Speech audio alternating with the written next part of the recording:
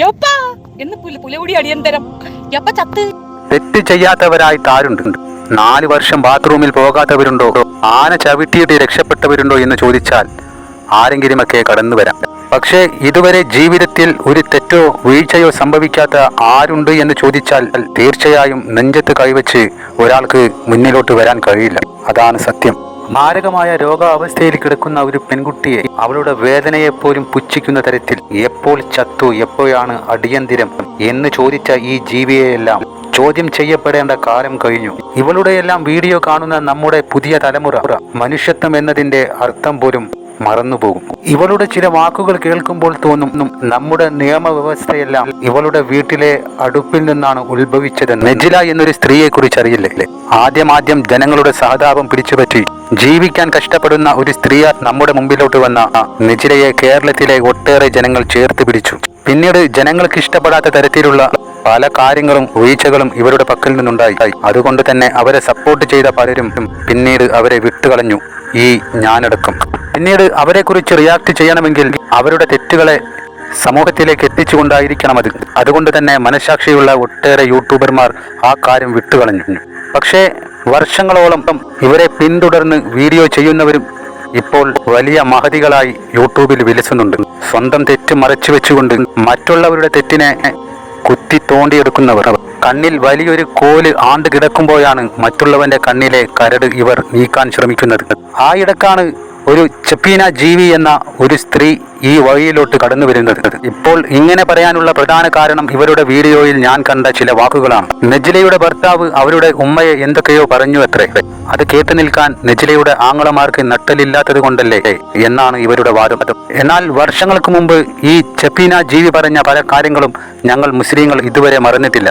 ഞങ്ങൾക്കൊന്നും നട്ടലില്ലാത്തത് കൊണ്ടല്ല നീ ഇപ്പോഴും വിലസുന്നത്. ജയിലിൽ കിടക്കാൻ മടിയുണ്ടായത് കൊണ്ടുമല്ല, നിനക്ക് ഞങ്ങൾ തരുന്നതിനേക്കാളും അള്ളാഹുവിന്റെ പക്കൽ നിന്നും തക്ക ശിക്ഷ വരുമെന്ന ഉറപ്പുണ്ടായത് കൊണ്ടാണ്. മുസ്ലിങ്ങളുടെ പ്രാണന്റെ ജീവനായ മുഹമ്മദ് നബി സല്ലല്ലാഹു അലൈഹി വസല്ലമ തങ്ങളെയും അവിടുത്തെ മാതാവിനെയും നീ തരം താഴ്ത്തിയത് ഇപ്പോഴും യൂട്യൂബിൽ നിന്ന് പോയിട്ടില്ല. പിന്നെയാണോ അത് അള്ളാഹു മറക്കുന്നത്?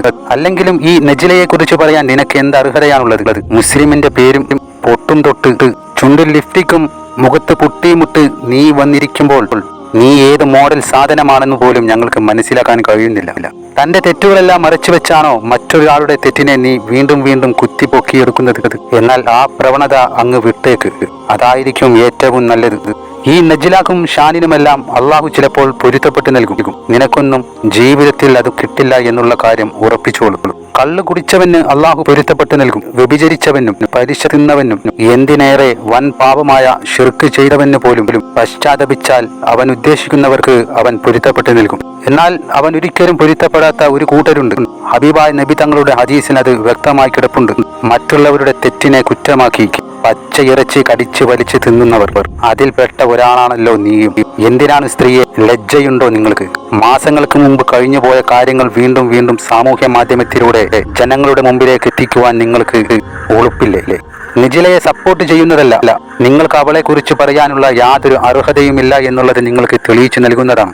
വായെടുത്താൽ അനാവശ്യം പറഞ്ഞ് രസിക്കുന്ന നീയെല്ലാം സമൂഹത്തിന് എന്ത് മാതൃകയാണ് നൽകുന്നത്? നിന്റെ എല്ലാം വീഡിയോ ഒരു പിഞ്ചു കുട്ടിയുടെ പക്കലിരുന്നു കൊണ്ട് കേൾക്കാൻ പറ്റുമോ? നീ ഒന്നിത് മനസ്സിലാക്കുമോ? ചെപ്പീന ജീവിയെ. മനുഷ്യന് തെറ്റു പറ്റും സുഹൃത്തുക്കളെ. ഞാനും തെറ്റുകാരനാണ്. എന്റെ പക്കൽ നിന്നും ഒട്ടേറെ പിഴവുകൾ വന്നിട്ടുണ്ട്. ഇവരുടെ എല്ലാം വാക്കുകൾ കേട്ടാൽ ഇവരൊന്നും ജീവിതത്തിൽ യാതൊരു തെറ്റും ചെയ്യാത്തവരാണെന്ന് തോന്നിപ്പോകും. എന്നാൽ നീയെല്ലാം ചെയ്ത തെറ്റ് ഒന്നോ രണ്ടോ മനുഷ്യരോടല്ല, ഒരു സമൂഹത്തോട് മുഴുവനാണ്. അതൊക്കെ നീ എവിടെ കൊണ്ട് കഴുകിക്കളയും? ഇതിനൊന്നും ഉത്തരം പറയാതെ നീയൊന്നും ഈ ഭൂമിയിൽ നിന്ന് പോകുമെന്ന് നീ സ്വപ്നത്തിൽ പോലും കരുതേണ്ടതില്ല.